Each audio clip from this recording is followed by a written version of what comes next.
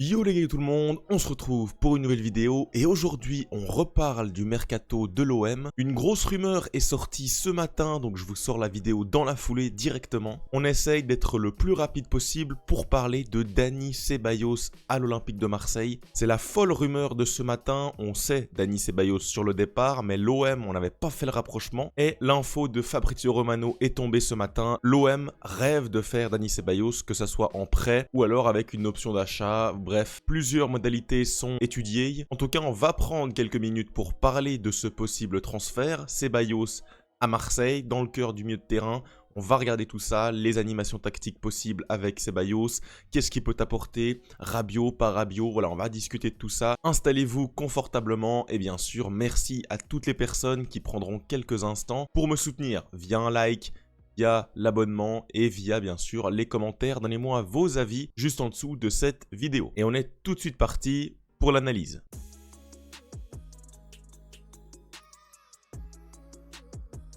Bon, bah les gars, commençons d'abord par l'information. L'information qui est sortie il y a 30 minutes quand je sors cette vidéo, quand je tourne cette vidéo, pardon, c'est Dani Ceballos, l'Olympique de Marseille. Ils sont tout simplement en position de rêver de Dani Ceballos. Il y a des, il y a des discussions, des talks qui sont en place. C'est pas simple, mais apparemment on serait sur un prêt avec option d'achat qui serait discuté. Donc l'OM espérerait récupérer Dani Ceballos avec un prêt et option d'achat. On va regarder la durée de contrat de Ceballos, sa valeur marchande, etc. juste après. En tout cas, ça c'est l'info. L'info complémentaire, c'est aussi que Dani Ceballos apparemment va quitter le Real Madrid et ça c'est une quasi-certitude. Lui-même a mis un commentaire en mode « c'est ma dernière danse au Real Madrid hier soir contre Oviedo ». Il a l'air assez convaincu de partir. Ça parle du Betis, ça parle de Villarreal et ça parle maintenant de l'Olympique de Marseille. L'OM qui avait exclu Rabiot, on était parti pour le virer. Apparemment, il y aurait un retournement de situation assez fou. Roberto De Zerbi aurait ouvert la porte en commentaire. On ne sait pas trop ce qui se passe, mais c'est vraiment flou. Donc on ne sait pas toujours si Rabiot sera là, sera réintégré. En tout cas, c'est vraiment clownesque. On sait pas, on n'arrive pas à suivre le fil. Mais en tout cas, malgré tout, Ceballos serait une option, j'ai envie de dire, avec ou sans Rabiot. Bon, Ceballos, qu'est-ce que ça donne? 10 millions d'euros évalués sur Transfermarkt, il a 29 ans, donc il est encore assez jeune, 1m80 environ.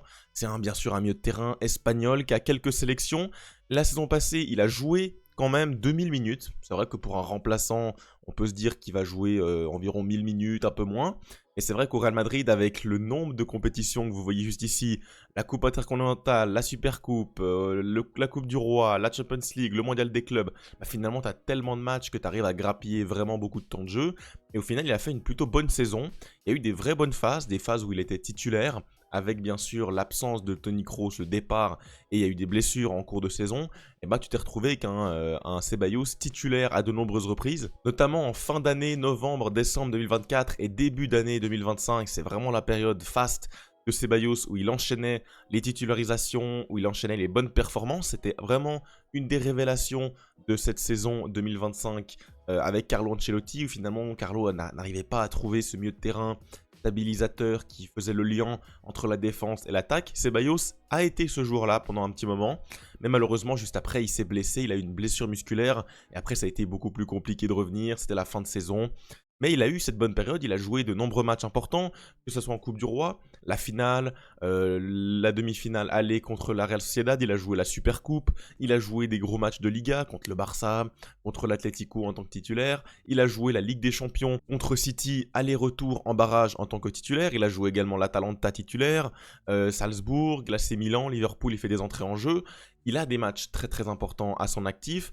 Et ça, forcément, c'est gage de garantie, c'est gage d'expérience. C'est un joueur qui a connu des titres, qui a connu 3 Ligues des Champions, 2 Ligas, 3 Supercoupes. C'est un joueur vraiment, vraiment expérimenté. Maintenant, est-ce que c'est le joueur qu'il te faut pour être titulaire dans un club qui va jouer la Ligue des Champions? Peut-être. Pourquoi pas? En tout cas, quand tu regardes son profil de blessure, j'ai 2-3 inquiétudes. J'ai 2-3 inquiétudes, notamment sur la quantité de blessures. On voit la saison passée, il loupe quasiment 90 jours de travail, il loupe quasiment une quinzaine de matchs. C'est vrai que dans une saison à 60-70 matchs, c'est pas grave. Et dans une saison à l'OM, t'as vraiment peu de profondeur. Si tu loupes des matchs très importants, des périodes importantes, la fin de l'année, le début d'année, etc., avec les matchs qui comptent, ça peut être très compliqué. On voit son historique, il est quand même assez complet.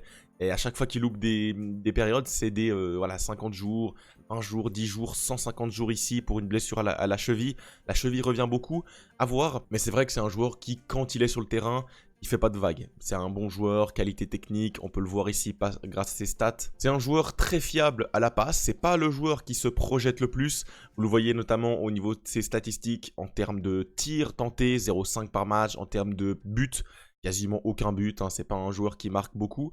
Par contre, au niveau des passes, il a des très très bonnes statistiques, notamment au niveau des passes complétées. C'est un joueur qui manque pas ses passes, c'est un joueur qui est précis, c'est un joueur qui donne des passes profondes, des passes vers l'avant. C'est un des meilleurs joueurs au monde dans ce registre. Même au niveau des tacles, c'est un joueur qui a une grande, voilà, il a une grande animation défensive, il tacle, il intercepte, il bloque. Et ça, c'est vraiment intéressant. Franchement, je ne m'attendais pas à avoir une telle régularité dans les passes, dans les tacles, dans les interceptions, dans les actions défensives. C'est très positif. Ce rapport statistique, il nous indique clairement le profil du joueur à qui on a affaire. On a affaire à un joueur positionnel en 8 qui va dicter le jeu, qui va faire circuler le ballon, qui va transmettre le ballon de la défense vers l'attaque. C'est pas spécialement le joueur qui va se projeter, qui va terminer dans la surface. C'est vraiment un joueur de milieu de terrain, un joueur de rôle, un joueur de lien. Voilà, ça c'est Dani Ceballos. C'est pas non plus le joueur le plus créatif au monde, hein. On voit ses statistiques de dribble, de touches dans la surface. Il a finalement assez peu de touches dans la surface. Et passes progressives reçues, il en a peu également. C'est pas un joueur qui va se projeter, qui va recevoir le ballon en profondeur. Non, c'est pas ça. Dani Ceballos, c'est pas non plus le joueur qui va aller toucher le maximum de ballons dans la surface, c'est pas du tout Adrien Rabiot, c'est pas du tout, voilà, c'est pas des joueurs comme ça qui vont être en 10, c'est pas Arda Güler, etc. C'est vraiment un joueur qui est plus bas, mais vous le voyez, il a quand même des vraies statistiques qui parlent pour lui à la passe, en action défensive, c'est vraiment un très très bon joueur dans ces secteurs. Parlons un petit peu maintenant du point de vue du Real Madrid. Le Real Madrid, bah, apparemment, serait prêt à le lâcher.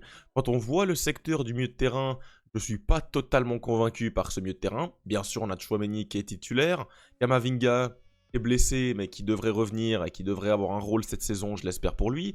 Bellingham qui est blessé, mais en temps normal, c'est du titulaire. Arda Güler qui revient très bien, c'est possiblement un titulaire. Et derrière, tu as Ceballos et Valverde qui est titulaire. Bon, tu peux te dire que tu as assez de monde si tu fais un milieu à 2, voire à 3.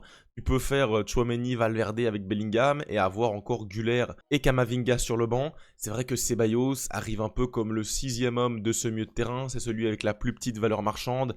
Il lui reste 2 ans de contrat jusqu'en 2027. Ça pourrait paraître assez logique de le vendre à un âge avancé, 29 ans. Je pense que lui aimerait un peu plus de stabilité, aimerait du temps de jeu, et c'est tout à fait compréhensible. Et c'est vrai qu'à Marseille, bah, ça pourrait offrir ce cadre-là, d'avoir plus de temps de jeu. On voit l'effectif marseillais juste ici. Quid d'Adrien Rabiot pour l'instant, parce que actuellement l'info principale c'est qu'il est sur le marché. Unai devrait partir, et Amin Harit également. Bah, tu te retrouves avec Angel Gomez et Højbjerg comme titulaire indiscutable, ok. Derrière, tu as Kondogbia, c'est quand même léger. Nadir, pour l'instant, c'est quand même assez léger. Et Bakola, qui quasiment n'existe pour l'instant pas dans la rotation. Donc tu te retrouves avec 2-4 joueurs. Si tu as un Ceballos qui vient, il prend la place de titulaire, clairement. C'est indiscutable. Et pour moi, c'est vraiment un bon move. On va discuter de l'animation à faire juste après. Une info maintenant que je trouve très pertinente, c'est de regarder le salaire de Dani Ceballos. Vous le savez, à Marseille, tu peux pas donner n'importe quel salaire. Au Real Madrid, on voit que les salaires sont très très élevés. En comparaison, Adrien Rabiot touche 6 millions par année, donc il serait au niveau de Raúl Asensio, Brahim Diaz, il serait à ce niveau-là. Et voilà, Dani Ceballos, il touche environ 10 millions, alors c'est pas confirmé, mais c'est voilà, environ dans ces eaux-là. Ça serait très largement le plus gros salaire à Marseille. Quand on regarde en comparaison Marseille, à 10 millions, bah, tu serais 4 millions devant Adrien Rabiot, tu toucherais quasiment le double. Et ça, est-ce que c'est un problème? Ah oui, forcément c'est un problème. Peut-être pas en prêt, parce qu'en prêt, le Real pourrait prendre une partie en salaire. Et tu te dis que dans un long terme, un moyen terme, si tu veux l'acheter avec une option d'achat, il va devoir baisser son salaire. Hein. C'est pas possible autrement. Il faut qu'il descende à 100 000 euros par mois. Là, actuellement, à 200, il est bien au-delà de la grille salariale et ça poserait problème. Pour moi, c'est aussi un des points qui me dit peut-être qu'il va se diriger vers un autre club parce qu'à Marseille, avoir un tel salaire, ou alors ça voudrait dire que lui-même baisse son salaire, il baisse ses exigences. Et on sait que dans une carrière, tu vas rarement en arrière. Souvent, tu progresses en salaire, tu progresses dans ton statut. C'est vrai que de baisser son salaire, ça n'aurait pas tellement de sens. C'est à suivre, vraiment c'est à suivre cette affaire-là. En tout cas, c'est intéressant de voir les salaires. C'est vrai qu'à Marseille, on a des salaires qui sont bien plus bas qu'au Real Madrid.